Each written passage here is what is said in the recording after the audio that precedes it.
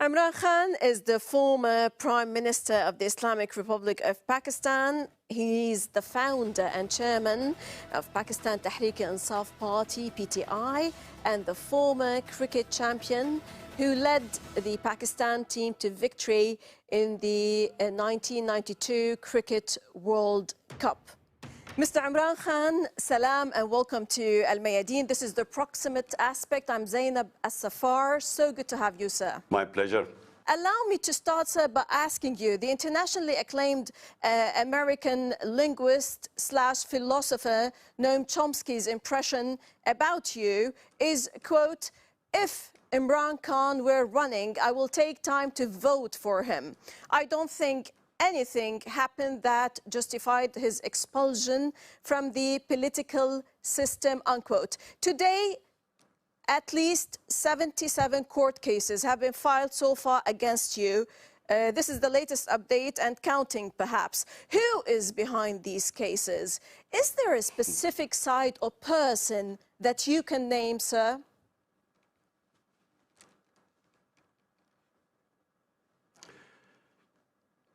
Well, we have been taken over by a bunch of criminals.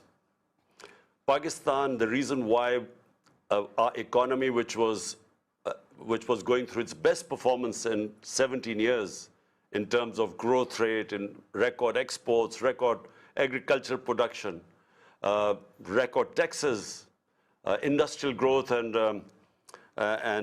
IT exports were just improving. So a country that was going through its best period in 17 years as far as the economy went, despite 2 years of COVID-19, our government was removed through a conspiracy.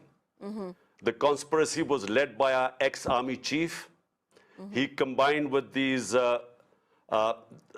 two crooked families who had been ruling Pakistan for 30 years. And I had replaced them. So he brought them back, and their 61% of the cabinet was on bail on corruption cases. So they were imposed on us. And now what has happened is that they're all petrified of elections. They know that my party, whenever there are elections, will sweep the elections. Out of 37 by-elections since we have been out of power, my party has swept 30 of them. So because they're scared of elections, what they want is they want to have me disqualified or put into prison or even killed, because we treat them as mafias. And so that's why you have 77 cases, and every day there is a new case. I have blasphemy case on me. I have sedition case. I have terrorism case. There are 3 terrorism cases on me. So, you know, the whole idea is to remove me from the scene. Right. So do you, sir, consider this as a political assassination? How do you confront this arduous situation? And what about the physical assassination? Who wants to liquidate Imran Khan? Give me a name, please, a specific name. Let's specify.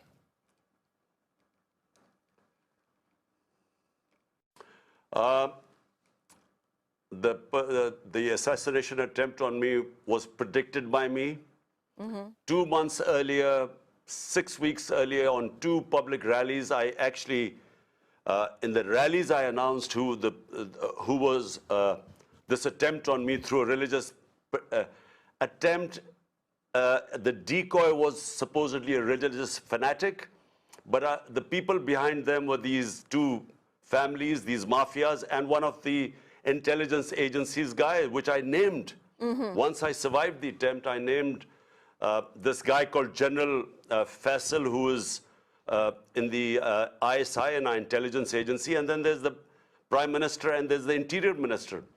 Both the Prime Minister and Interior Minister have been involved in extrajudicial killing.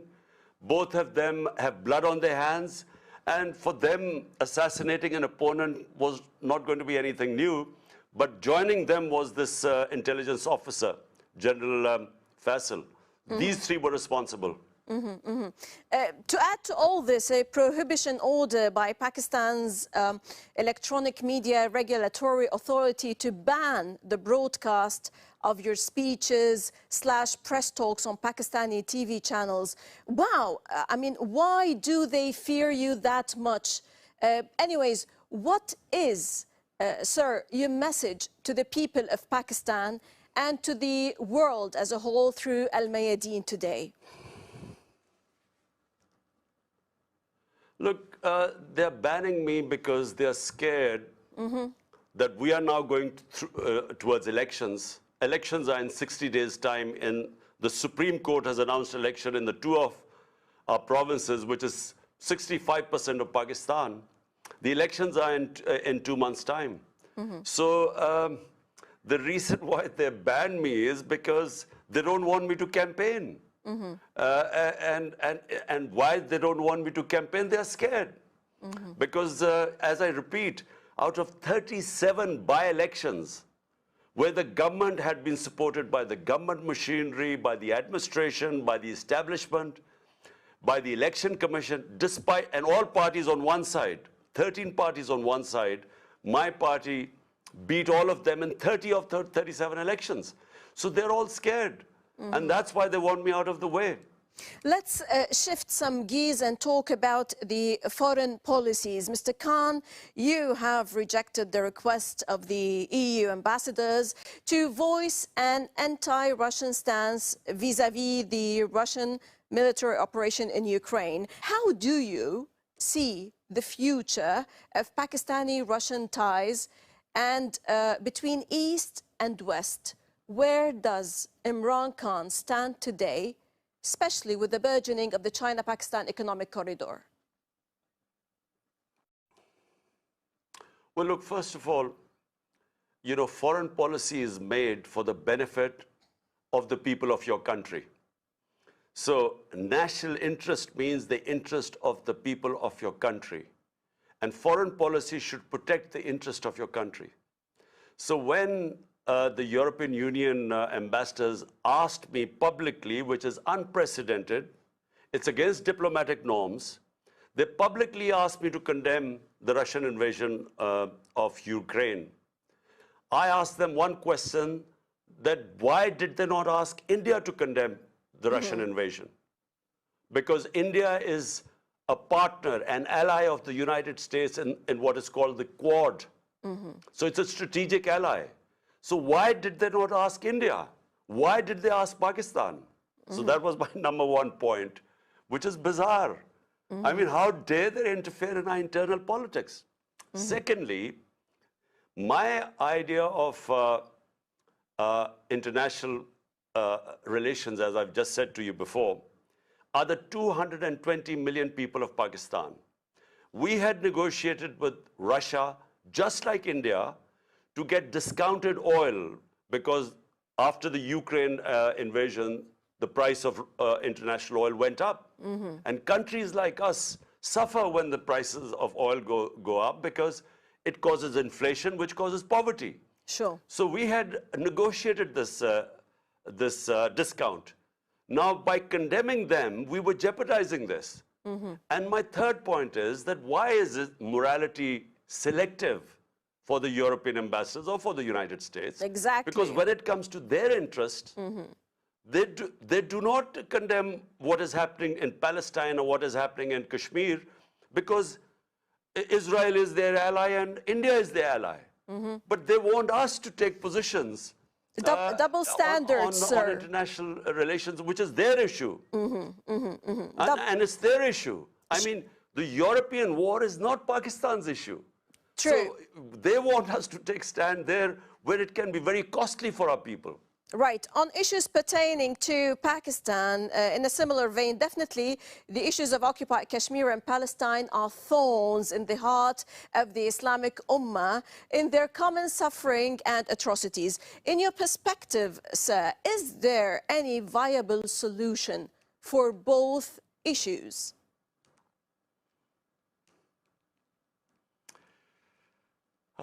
Kashmir, the only viable solution is giving them autonomy, independence.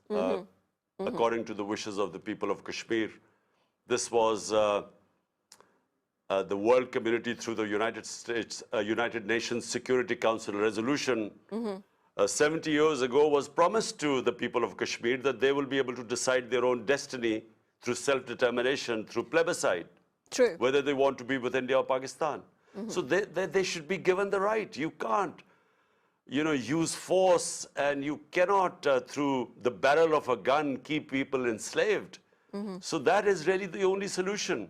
But unfortunately, I have no hopes for the current government in India, the BJP government.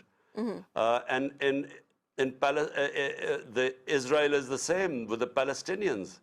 How can you deprive people of their right to live as free, liberated human beings? So it's the same thing is happening. Unfortunately, there is this very hardline Israeli governments that just, for some reason, will not understand that where are the Palestinians going to go? And how long will you keep them imprisoned like that, or in an open prison? You have to give them their rights sooner or later. Otherwise, this problem is not going to go away. But unfortunately, I don't see much logic and reasoning amongst the hardline Israelis. Right. Now, sir, Mr. Khan, Craig Murray, former British ambassador, I'm coming back to your matters internally, tweeted that the CIA's deposing of Imran Khan as Prime Minister for his opposition to the US drone campaign operating within and from Pakistan is probably the most underreported story of the last couple of years. What is the reason for your categorical refusal, saying absolutely not for establishing US military bases in Pakistan? And how do you see the future of the relationship, perhaps, with Afghanistan after the US withdrawal and the Afghans breaking the shackles of slavery, as you termed it?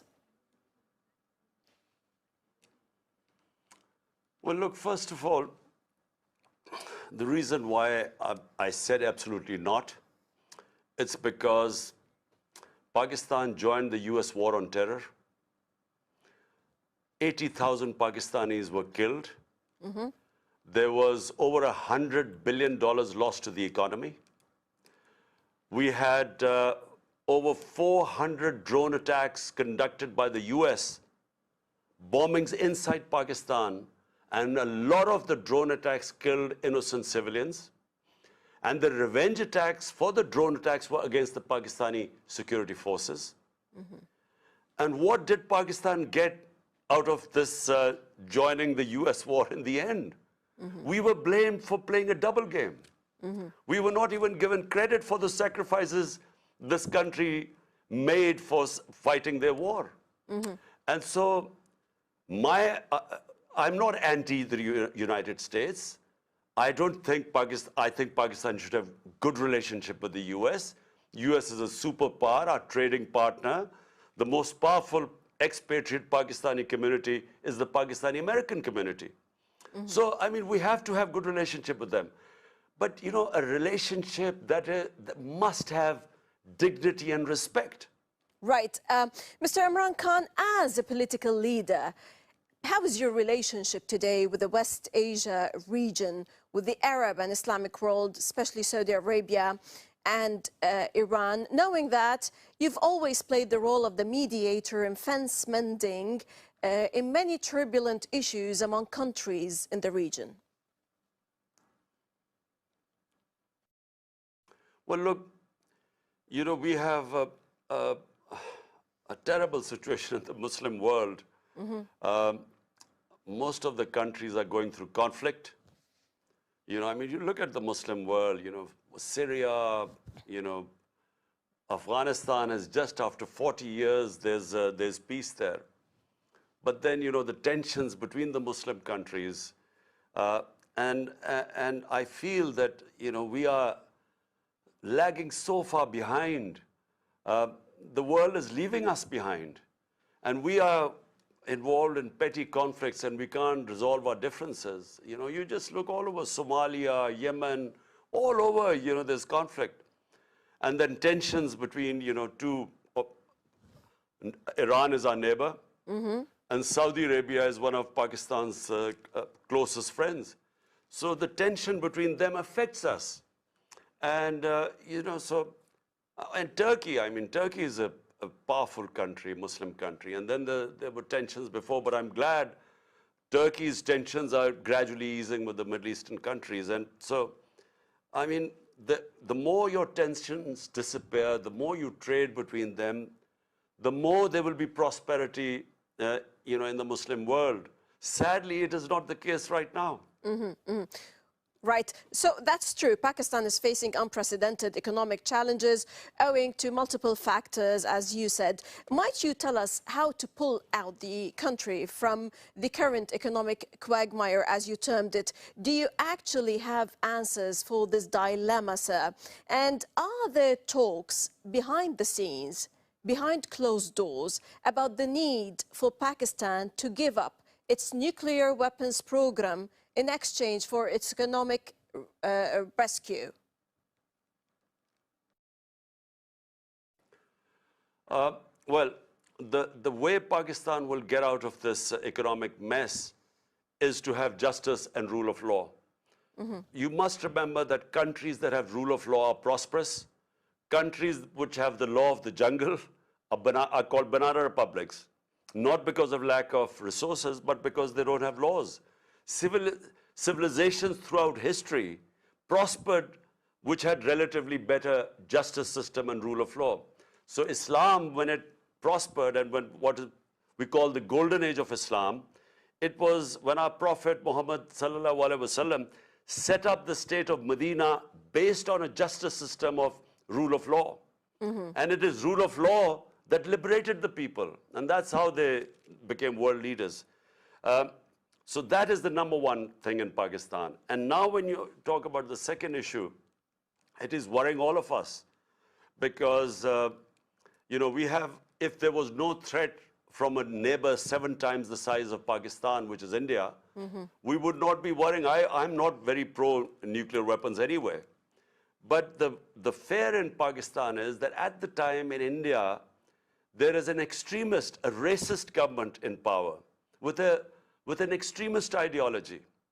And so therefore there is a worry that if it's 7 times the size of Pakistan, if we do not have the protection of a nuclear cover, Pakistan's security would be at stake.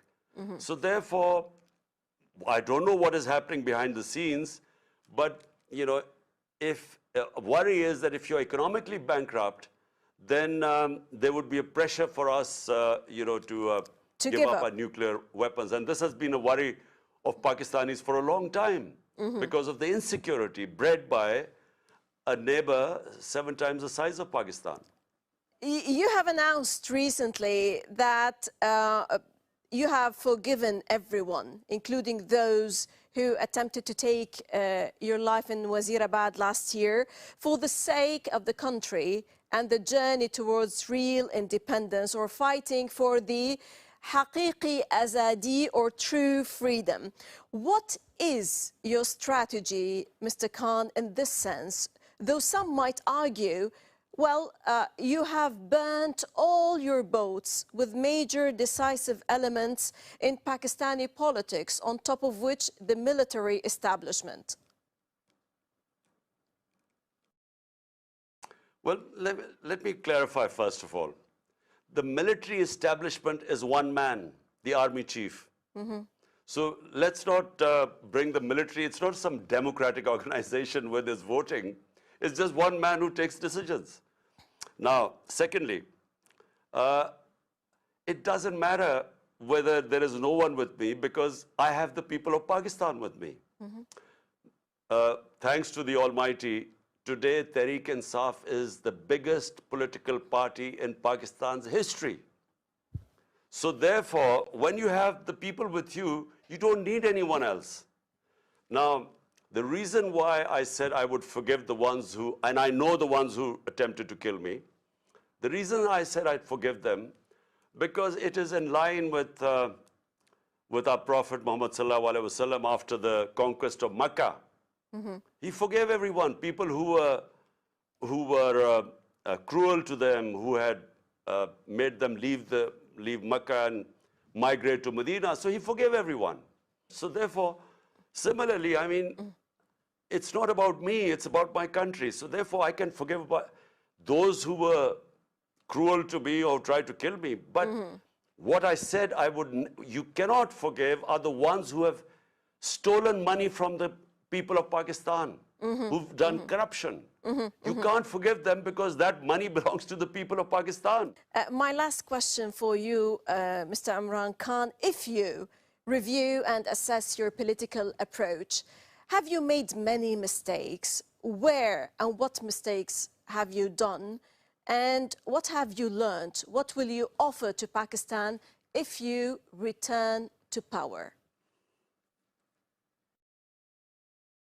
Look, I mean, you know, you make all the mistakes all the time. We humans are humans, different to the angels, because we make mistakes.